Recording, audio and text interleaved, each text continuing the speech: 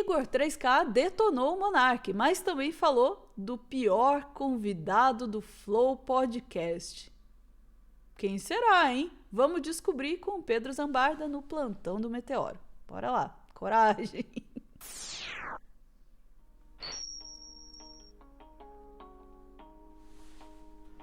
Tenho até medo de perguntar, eu começo pelos piores cortes, né? Que são as notícias, assim, pra gente ficar aterrorizado. Agora é um corte, não tem uma notícia exatamente muito ruim, mas é um corte de Chernobyl também. Porque eu não consigo ser o plantonista que traz boas notícias. Não consigo ser aquela pessoa... Não vai... não vai ter salada com o Pedro. Já sei que vai terminar com dorgas pesadas. Quando eu trago salada, eu até viro pra Sofia e falo, mas eu trouxe notícia mesmo? Não. Aí agora, quando eu trago um negócio pesado, é bom pra caramba. Mas gente, é o seguinte, ele até viralizou o corte que a gente fez do Monarca aqui. O Igor 3K deu uma entrevista pro Tablet que nem traz tanta novidade assim, mas ele meio que dá uma espinafrada no Monarca, dizendo que ele é burro e tem um jeito peculiar de pensar as coisas. E aí, naquele corte, Ana, eu falei uma coisa que o podcast Três Irmãos até apareceu no nosso comentário, reclamando, que eu falei que eles eram um celeiro de extrema-direita. Eu estou gravando esse corte para reafirmar o que eu disse e dizer o seguinte, vocês querem não ser um celeiro de direita? Não façam que coisas assim aconteçam. O Igor falou abertamente, porque provavelmente ele detesta o Pablo Marçal, que o Pablo Marçal ia pagar uma participação no Flow. E quando a gente fala que esses podcasts bombados do YouTube não é simplesmente um papo de bar, gente. Virou uma plataforma de divulgação, às vezes de ideias políticas legais, mas às vezes das piores ideias possíveis. Não sei se vocês lembram, o pessoal já esqueceu disso. O Flow já chamou um cara que era terraplanista para dar entrevista, várias pessoas que negavam a vacina, uma delas derrubou um podcast no ar. Então, assim, não dá para virar e falar, não, é um espaço imparcial. Como a gente não é imparcial, tudo bem, pode falar que eu sou esquerdalha, não sei o quê, que eu sou sectário, tá tudo certo, beleza. Mas assim, vocês não são inocentes, gente. E o Igor escancara isso falando do Pablo Marçal. Vamos ver aqui isso rapidinho, é uma entrevista do UOL, vamos lá. O tipo de perfil que você não levaria no Flow de jeito nenhum? Um tipo de pessoa ou tema que você evita? Não. Pior que não. Eu acho que, sempre é caso a caso, né? Uhum. Eu sempre penso, eu recebo sugestão toda hora, toda hora eu tô vendo o que tá acontecendo na internet também, os caras mandam no nosso Discord, ou a minha galera da produção sugere um monte de gente também, e acaba sendo caso a caso, mas dentro da legalidade, sabe, assim, dentro de, como é que eu vou dizer? Porra, eu não sei se eu quero conversar com um pedófilo, entendeu? Você não sabe. Eu acho que eu não quero. Então, não sei, já dá uma noção da falta de filtro. Mas eu vou falar pra vocês, gente, assim, não querendo puxar sardinha pro Igor, o Igor ainda é uma das pessoas mais sensatas. Tem uma galerinha aí que tá vindo nos podcasts, que tá no modo loucurada total, tá? Entendeu? Então, tem alguns limites, é claro, assim, mas esses limites, eles são eu que determino no sentido de, será que isso daqui tem alguma coisa que pode ser extraída, em algum sentido? Assim, como é que a gente melhora a nossa comunicação? Ou como eu entendo a cabeça desse cara, de certa forma? Então, eu vou mais ou menos nessa linha. Tem gente que pede pra ir? Tem, cara. Teve gente que já quis me pagar pra ir. Pô. Quem?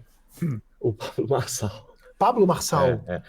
Quando ele foi lá no Flow, eu falei isso pra ele, eu não tô falando, isso aqui não é segredo, porque eu falei pra ele quando ele foi lá no programa. Sim. Ele disse que não lembra, que não sei o quê. Eu não tenho como provar mais, porque chegou no e-mail, uma mensagem, uma parada assim, algumas. Mas o legal do Igor é isso, não tenho como provar, mas tô dando todas as pistas, e-mail, e aí ele fala um valor astronômico, tá? Eu até falei isso pra ele no programa. Começou num valor, foi aumentando, mas aí depois parou também, sabe? Sim. Mas as mensagens eram dele ou eram de emissários? Cara, chega e-mail, E uma pessoa oferecendo um dinheiro, você pode dizer quanto era esse valor? Cara, bastante dinheiro, assim, dizendo que eu não consigo provar e que faz isso faz um tempão. Sim. Foi 2021, 2020. Tava ali nos 200, 300 contos, chegou... 200, 300 mil reais. E aí, assim, a última posição que eu tinha era que alguém tinha mandado uma mensagem oferecendo R$500 mil. R$500 mil. Ana, R$500 mil. Quantos Pablo Marçais não pagaram podcasts por aí? É isso que eu queria colocar a pulguinha atrás da orelha de vocês. Ah, não! Os podcasts são espaços imparciais. Gente, quantas participações não devem ter... Algumas são pagas, mas aí tudo bem, é transparente, é público, tá tudo certo. Não tô indo em cima dessas. Mas e as disfarçadas? E aquelas que parecem uma entrevista super natural? O Pablo Marçal, inclusive, foi denunciado nas eleições da Prefeitura de São Paulo por pagar seguidores para divulgarem os cortes dele.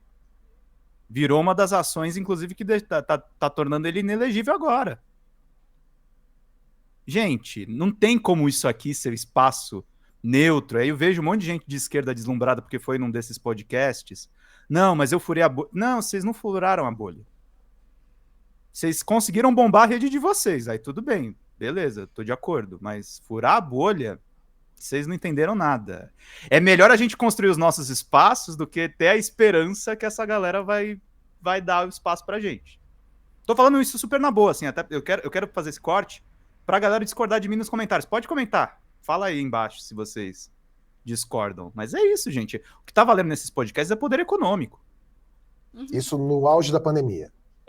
Por ali. A gente tinha... Deve ter sido 21, que foi quando a gente mudou pro nosso segundo estúdio aqui em São Paulo. Você já entrevistou alguém que você detestasse? Cara... E como isso se desenrolou? Sim. Não é muito comum, não, porque eu sou o Flow, sabe? Então, é a minha vontade ali naquele programa ali que prevalece total. Então, assim, tem os caras que talvez eu não queria fazer muito, mas só um cara que eu realmente não queria fazer. Ah, bem. Quem? Que é o Pablo Marçal. Mas assim, porque, veja, ele acabou tendo que ir lá porque ele ficou... Ainda mais de graça, né? Se tivesse pago os 500 mil. Mas, cara, então, aí a gente ia para um outro lugar que, tipo, não consigo fazer isso. Daí eu sinto que eu estaria destruindo o que foi construído. Entendo. Com o Flow, né? Mas, e, cara, era só porque, assim, eu sentia... Ele tava ali numa posição de... ele era o terceiro, tinha 30% das intenções de voto aqui de São Paulo. Né? E eu achava que ele, assim, ele usou umas táticas que, putz, de bagunçar todo o jogo, né? E antes disso, eu já tinha visto umas paradas dele na internet de, pescar peixe morto com a mão, tipo, pescar com a mão, só que o peixe tá morto. Tentar fazer uma cadeirante, se levantar. Isso, que tudo isso a gente falou durante o programa, inclusive, tá? E por isso que eu não queria, porque eu até então, assim, eu acho o Pablo Marçal meio desonesto. Inclusive, depois, quando teve o debate que a gente fez e tudo mais, o cara foi falar na TV que eu peguei dinheiro da prefeitura e tudo mais. Depois disso, olha que doideira. Eu participei do programa no teatro com o Maurício Meirelles, do Webbullying. Sim. O Webbullying consiste em ele pegar meu celular e fazer doideiras. Sim. E aí ele mandou umas mensagens lá pro Pablo Marçal. Não deu tudo certo no fim, tá bom?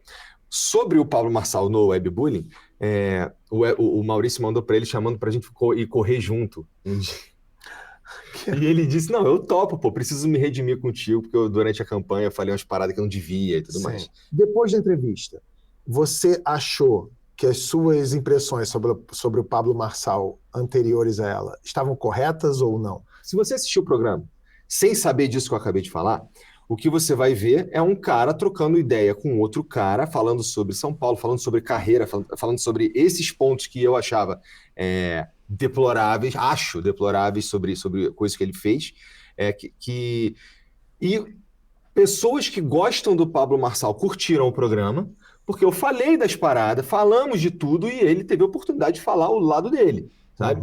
E pessoas que não gostam do Pablo Marçal também gostaram do programa, por uma razão semelhante. Mas é que assim, durante o programa, por exemplo, ele fala, não, eu rezei pra ela, orei pra ela levantar da cadeira de rodas. E outra, eu já orei pra ressuscitar uma pessoa. Eu fiquei, cara... Você viu qual é o problema de você não se posicionar? O Igor tá falando, gente, eu não tô falando nada. A galera da turma dele gostou do programa. A galera crítica, mas a galera crítica que tava mais desatenta. Quando você se posiciona, você consegue pressionar mais um cara como o Pablo Marçal. E aí, Ana, eu queria fechar com uma coisa aqui. Tem um livro de um amigo meu, não é promoção de livro não, tá, gente? Só bota na tela rapidinho, tirar o Igor 3K. Meu amigo Adriano Viaro, que é professor e educador, escreveu esse livro muito bacana chamado Anti-Coach. Ele pesquisa o Pablo há bastante tempo e também os neopentecostais. Inclusive, o livro foi notado pelo Pablo e o Pablo tá meio no pé do Viaro. E aí ele escreveu isso aqui sobre esses coaches. Sociedade do espelho. Uma das características principais, se não a principal da chamada pós-modernidade, é o culto ao eu, culto ao indivíduo. Isso por si só gera um problema de ordem social, pois retira-se a característica da coletividade e cria-se perigosamente a necessidade de valoração total, constante e ininterrupta do sujeito singular. Para que esse sujeito possa viver em um terreno de destaque individual, ele precisa ser reconhecido por tudo o que ele entende ter de melhor, logo ele precisa fabricar e construir aspectos e qualidades nem sempre presentes.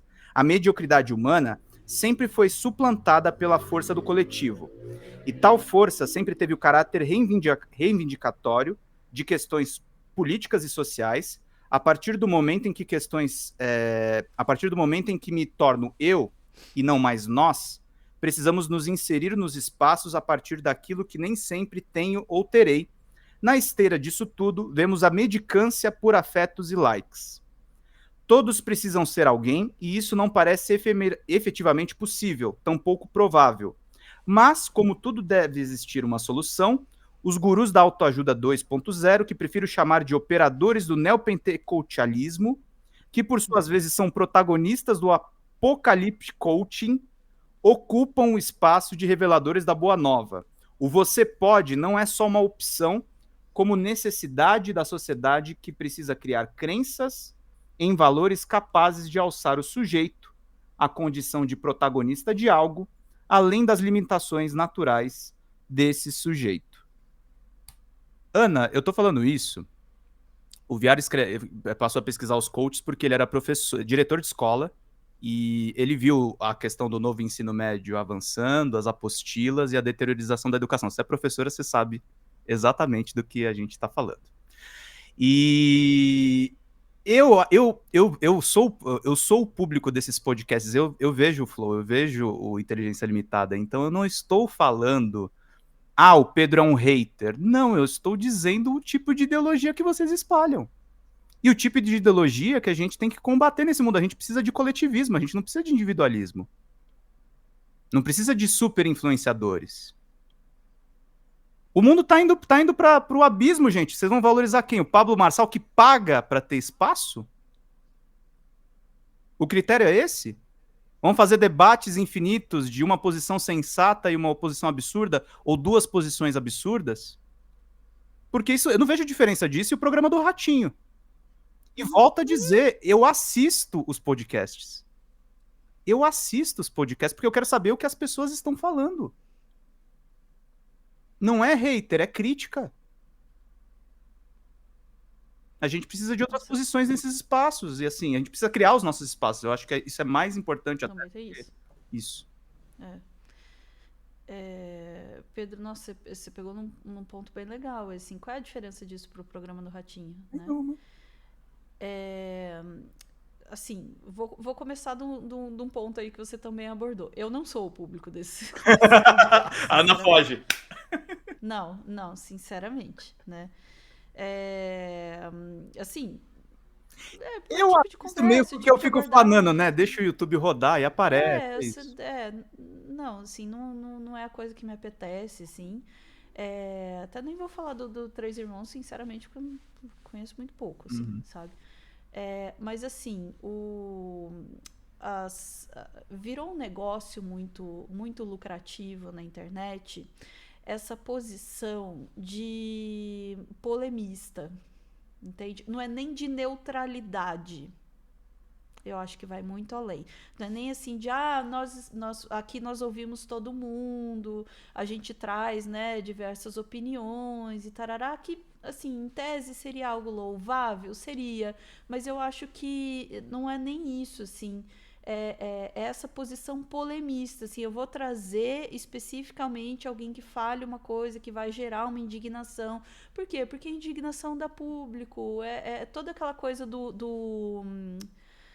a gente já falou muitas vezes aqui no canal, e é uma referência muito forte do Álvaro, inclusive, né? Uhum.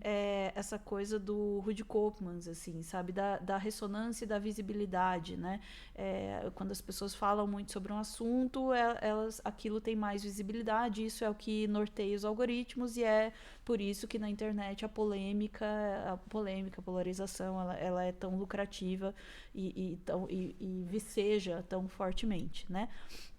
Agora, esses podcasts, e aí estou falando de forma geral e não de um específico, se especializaram em fazer esse tipo de abordagem. A custa do quê? Sim. Né? A custa da deterioração do discurso. Né? Que incomoda até o próprio Igor, você percebe isso, quando ele fala, eu recebi uma proposta de pagamento do Pablo Marçal, mas aí que tá o ponto, Ana, sim, o algoritmo ele polemiza, mas a gente tem que começar, a questão não é o meio, e sim também o fim. Por exemplo, a gente tem um programa de entrevista aqui, eu recebi o Julian Lemos, que foi apoiador do Bolsonaro, não é uma pessoa com quem eu concordo ideologicamente, e não virou o programa do Ratinho, eu tentei extrair informações dele. Exatamente. Aí, esse é o ponto. Esse é o ponto. Eu me preparei, não é o que nem o Igor falou. Ele falou pra mim que ele fez um outro... o cara tá mentindo, gente. Esse Pablo Marçal é um mentiroso em série. Aliás, acho que se eu fosse dar entrevista pra ele, ia dar um problema aí. Talvez terminar um bate-boca. Exatamente. Veja, existe no jornalismo espaço, e é um espaço desejado, que é essa coisa do ouvir o diferente. Né?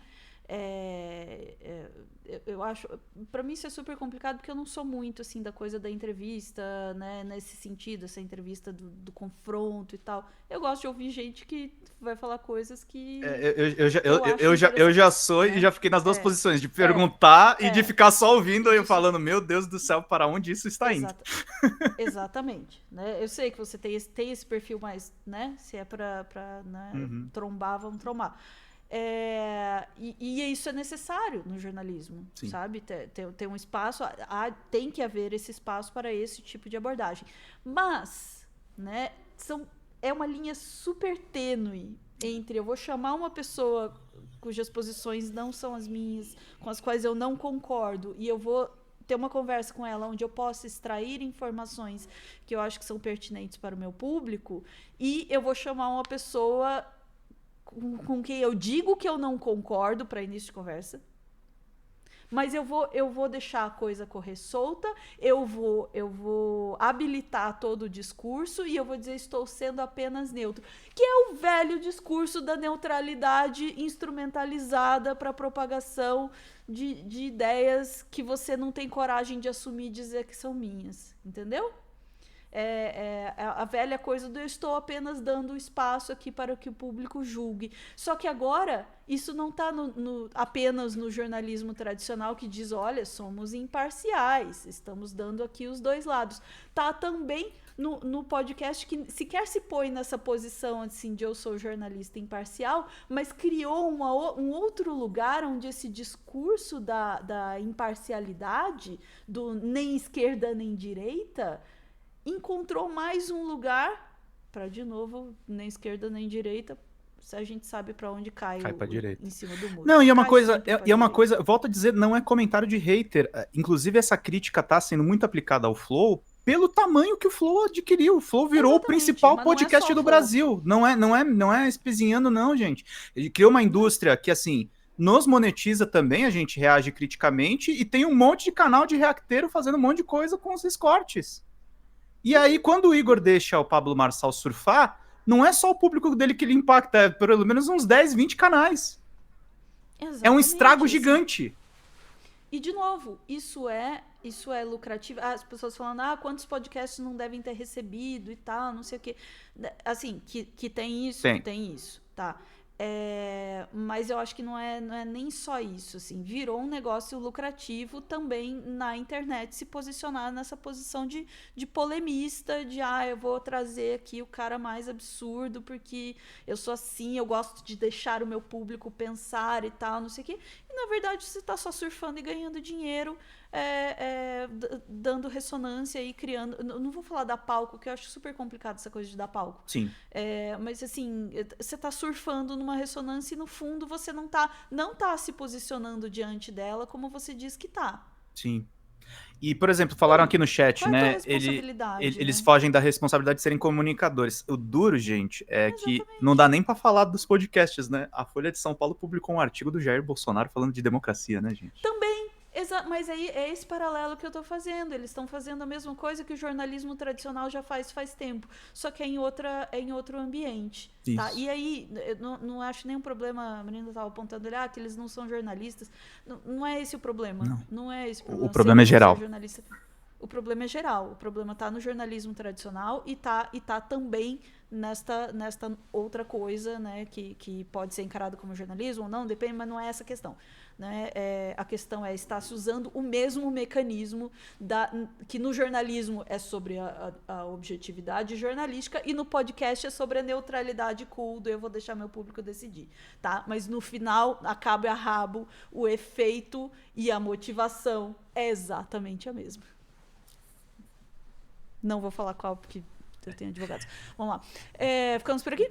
Ficamos por aqui. 2 coisas. Pensem sempre no ratinho sobre a responsabilidade da comunicação de vocês. Fica a dica. Se estiver parecendo com o ratinho, fuja. Sinceramente. Também, assim, polêmica. E comunicador que tira o seu da reta para dizer eu estou apenas deixando meu público decidir. Eu não confio. Mas vamos lá. Ficamos por aqui e vamos agora chamar, depois de 20 mil horas, a ficha técnica. Beijos.